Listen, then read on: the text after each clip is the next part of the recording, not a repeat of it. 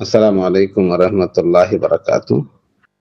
بہت سارے احباب متعلقین کے فون آ رہے ہیں شب برات اور روزے سے متعلق، تو آپ حضرات یہ جان لیں کہ کل 3 تاریخ کے بعد مغرب کے بعد جو رات آئے گی وہ شب برات ہے۔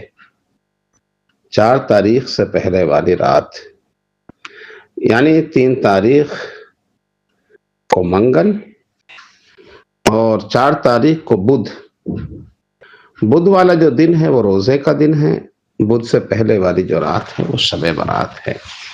چونکہ اسلامی اعتبار سے مغرب کے بعد تاریخ تبدیل ہو جاتی ہے اور اسلامی اعتبار سے رات پہلے ہوتی ہے، دن بعد میں ہوتا ہے، اس لیے یہ جو رات ہے منگل کے بعد مغرب بعد جو رات شروع ہو جائے گی یہ 15ویں رات ہوگی شعبان کی۔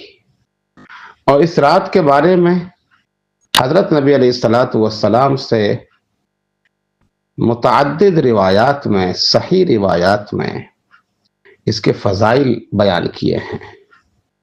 تو بہت سارے لوگ یوں کہتے ہیں کہ اس رات کی کوئی فضیلت نہیں ہے، بالکل غلط کہتے ہیں۔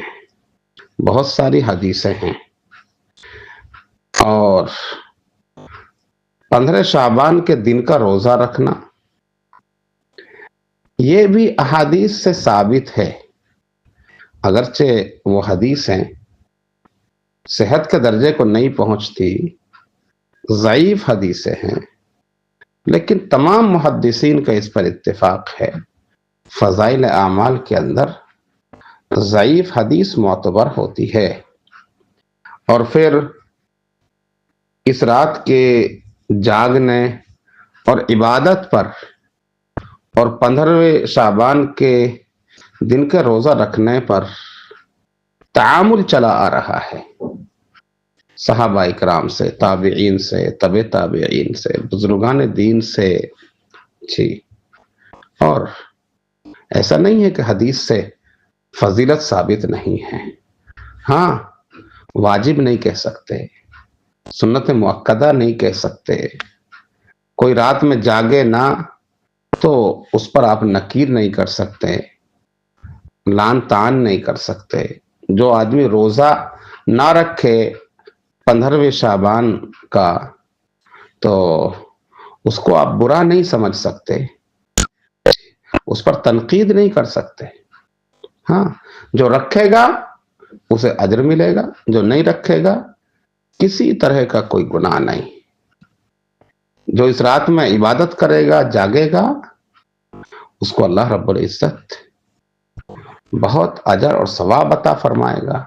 جو نہیں جاگے گا اس پر کسی قسم کا کوئی گناہ، کوئی حرج نہیں ہے۔ اس لیے اعتدال سے کام لیں اور کسی طرح کا ایسی چیزوں کا اہتمام نہ کریں جو قرآن و حدیث سے ثابت نہیں ہے، مثلا حلوہ پکانا، آتش بازی کرنا، چراغاں کرنا، مسجدوں کے اندر زیادہ لائٹیں لگانا، مغرب کے بعد سے ہی نعت اور جلسے وغیرہ کا اہتمام کرنا، مسجد کے اندر اجتماع کا منعقد کرنا، بچوں کا شور و غل کرنا، جی، اور مسجد کی اگائی وغیرہ کرنا، جی، چندہ کرنا اس رات کے اندر، اور اس رات میں جاگنے کے لیے اجتماعی طور پر کوئی بھی عمل کرنا یہ سنت اور شریعت کے خلاف ہے۔ انفرادی عبادت کریں، اپنے گھر پہ عبادت کریں، مسجد میں عبادت کریں، اور ایسا بھی نہیں ہے کہ پورے رات ہی جاگے تو یہ فضیلت حاصل ہوگی۔ جب تک بشاشت ہو، ہمت ہو، جاگے، جب نیند کا غلبہ ہو جائے تو سو جائے، انشاءاللہ فضیلت تب بھی اس کو حاصل ہو جائے گی۔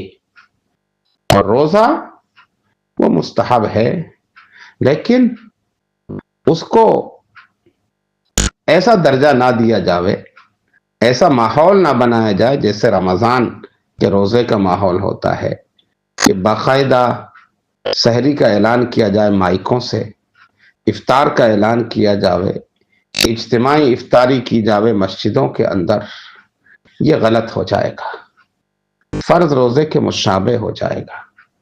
تو اتنا اہتمام اور التزام کرنا یہ درست نہیں ہے۔ بس جو شخص عمل کرنا چاہے وہ عمل کرے، جو نہ کرنا چاہے کوئی حرج نہیں ہے۔ بس اتنی گزارش ہے، امید ہے کہ ہمارے ساتھی ائمہ حضرات، علماء اکرام مختصر سی میری ان گزارشات کو عوام تک پہنچائیں گے، اور سنت و شریعت سے جتنی بات جس طرح ثابت ہے اس کو پیش کریں گے اور اسی کے مطابق عمل کرنے کی کوشش کریں گے۔ السلام علیکم ورحمۃ اللہ وبرکاتہ۔